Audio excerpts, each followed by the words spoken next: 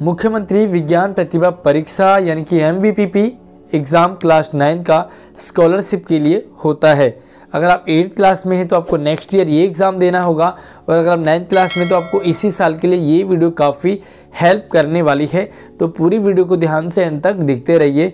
आगे बढ़ने से पहले वीडियो को अभी लाइक करने के साथ साथ अपने सभी दोस्तों को शेयर कर दीजिए, और नई नई वीडियो सबसे पहले पाने के लिए चैनल को सब्सक्राइब करना बिल्कुल ना भूलिए। स्वागत है आप सभी का एक नई वीडियो में। मैं हूं आपके साथ आशीष सर।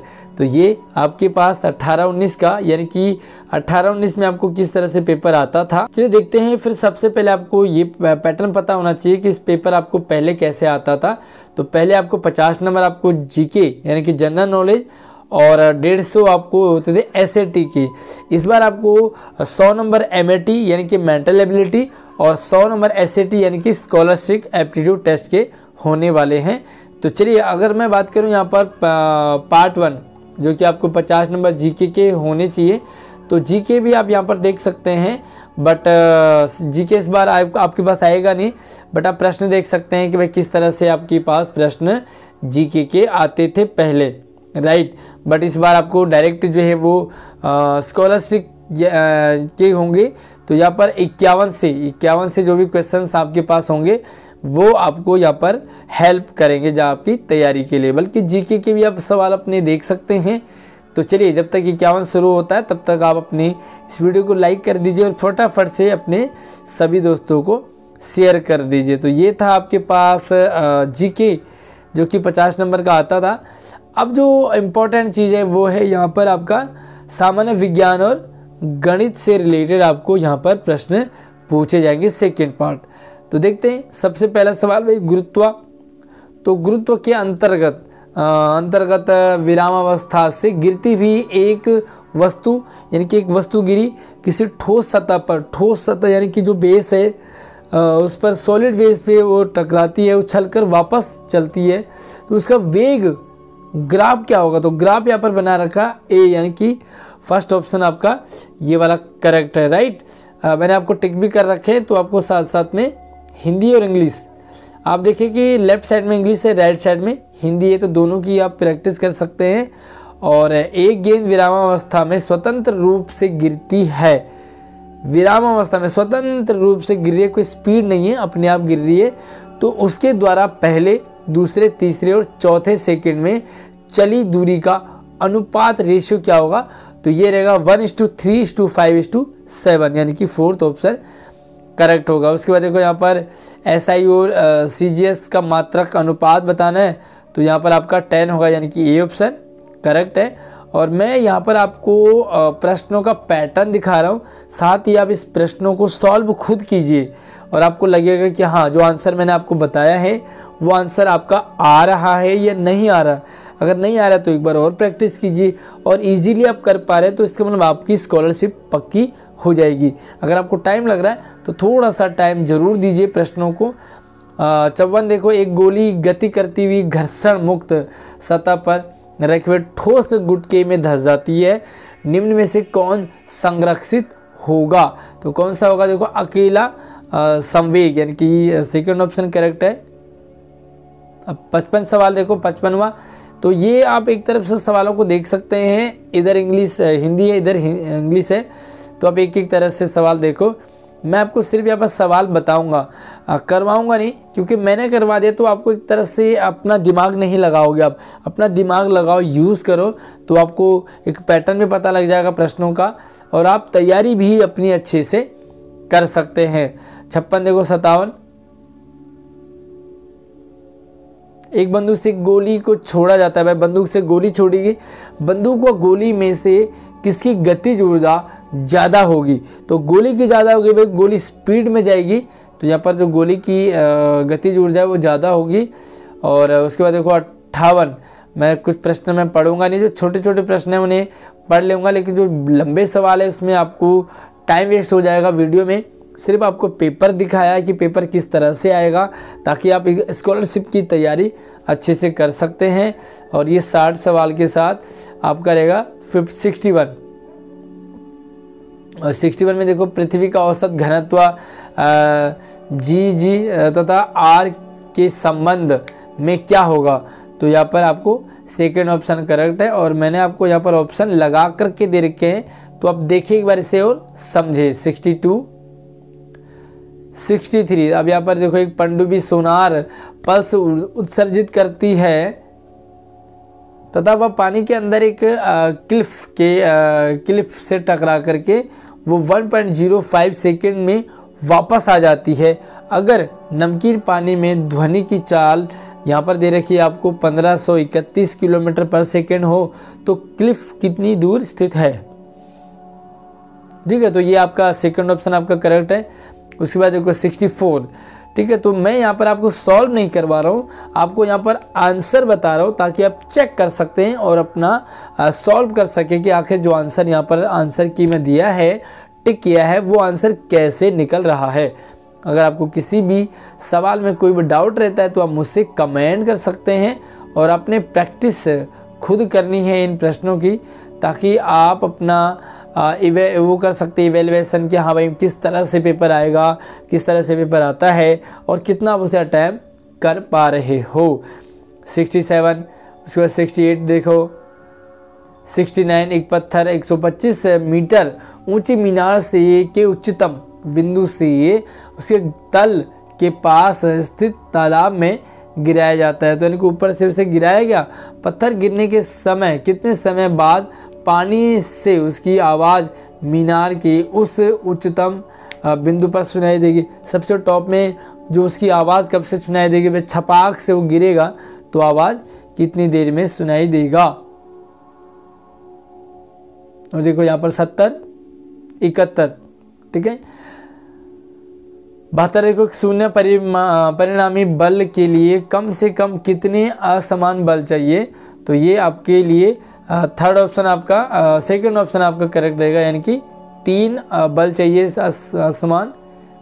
और 70 की बात करें यहाँ पर, तो हिंदी में अगर आपको डाउट हो तो इंग्लिश में देख लें, और इंग्लिश में डाउट हो तो आप हिंदी में क्रॉस चेक कर लें कि सवाल क्या पूछा गया है। 55 मीटर पर सेकेंड। और 74 का देखो एक 4 बराबर परिमाप के बल यहाँ पर आपको दे रखे हैं PQRS। एक वस्तु पर चित्रानुसार जो चित्र में आपको दे रखा है वो लगे हुए हैं इस तरह से PQRS। निम्न में से कौन सा बल न्यूनतम कार्य करता है, यानी कि सबसे कम, तो ये करेगा Q। न्यूनतम क्यों करेगा, क्योंकि सीधा अपने आप ही गिरेगा तो न्यूनतम रहेगा, बाकियों को लगेगा टाइम। चलिए उसके बाद देखो यहाँ पर 75 है, 76 है। और सवालों को आप पढ़ लें आराम से। अगर वीडियो स्पीड में हो तो वीडियो को आप स्लो भी कर सकते हैं ताकि आप सवालों को अच्छे से पढ़ सके। 78 देखो किस तरह से सवाल पूछा गया है। और 79 ग्राफ के सवाल यहाँ पर काफ़ी आ रखे। 80 और 80 देखो यहाँ पर इकाई क्षेत्रफल पर संवेग की बदलने की दर प्रदर्शित करता है। तो ये रहेगा आपका दबाव यानी कि प्रेशर, राइट, थर्ड ऑप्शन। और 81, 82,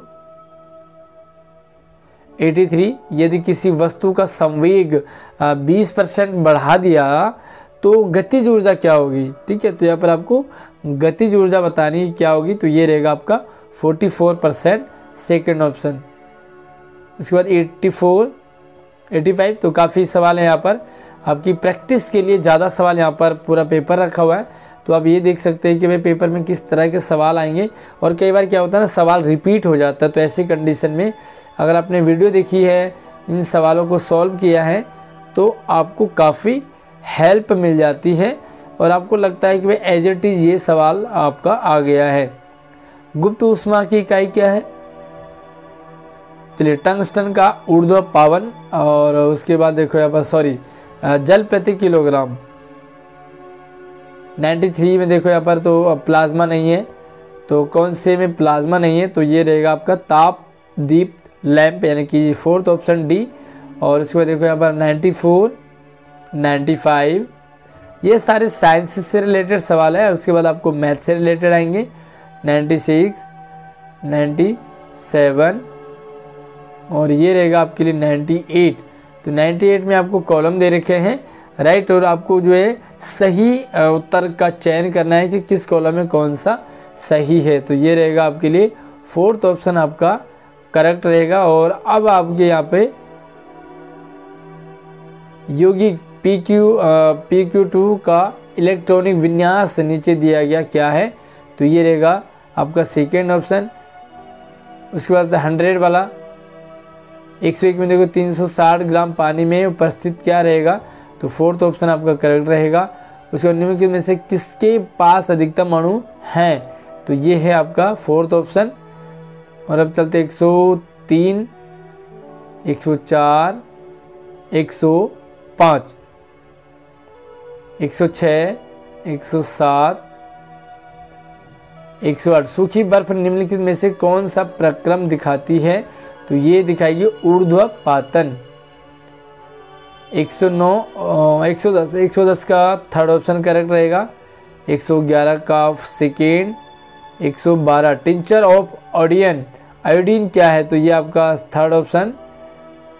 और 113 का कोहरा में कोलाइडी विलयन क्या है, तो ये रहेगा बी ऑप्शन, द्रव्य का गैस में। और 114 का फोर्थ है, 115 का ए। 116 की बात करें तो 16 में आपके लिए, चलिए आगे देखते हैं 17, तो 17 का डी ऑप्शन होगा, 18 का बी ऑप्शन यानी कि दूसरा ऑप्शन। और 119 की बात करें तो यहाँ पर फोर्थ ऑप्शन आपका 60, हाँ 16 यहाँ पर 0.0 ग्राम होगा। अर्धचालक क्या होगा, तो ये रहेगा बोरान। 120 का ए ऑप्शन, 121 का सी ऑप्शन, 122 का बी यानी कि दूसरा। और यहाँ पर 123 में चौथा ऑप्शन आपका, 124 में दूसरा ऑप्शन। 125 की बात करें तो यहाँ पर शोल्डर के साथ पहला ऑप्शन करेक्ट है। 126 आप करके देखिए, यहाँ पर ट्राई कीजिए। और कोई सवाल आपको थोड़ा सा टफ लगता है तो वीडियो को रोक लीजिए, रोकने के बाद उसे सॉल्व कीजिए, थोड़ा सा याद कीजिए और फिर देखिए कि जो आंसर यहाँ पर टिक किया है क्या वो सही है।